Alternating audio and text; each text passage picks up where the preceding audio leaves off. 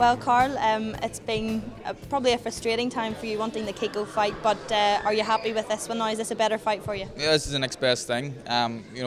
We made Kiko a huge offer. I was in the meeting when the offer was made, which was a bit of a surprise to his promotional team.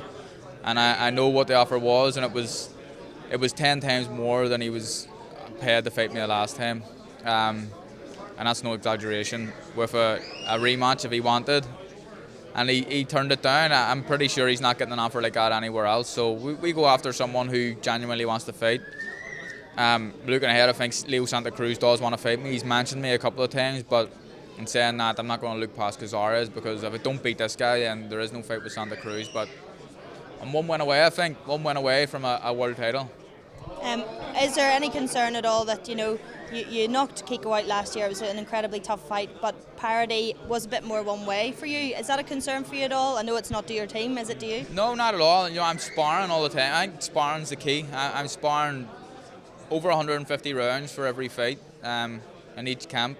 Top quality opposition. I don't think that's going to be a factor at all. I think Cazares will have to worry about me more than anything else. But I think I can adapt to any sort of style. He's one of these guys where he doesn't really have a style.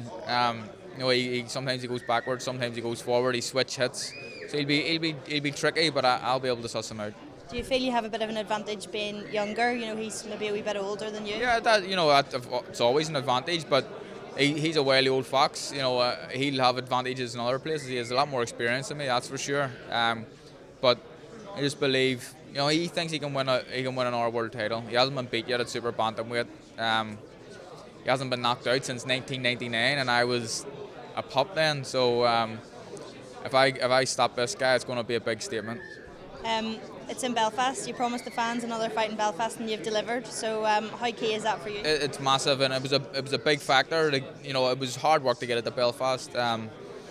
People are becoming more aware of what the atmosphere is like here, and they don't want to come unless they're getting paid big money. And we had to do that. We had to pay him big money, top dollar, to come, and he's coming. So it's good. I want my big fights to be in Belfast. I've always said that. I've got a loyal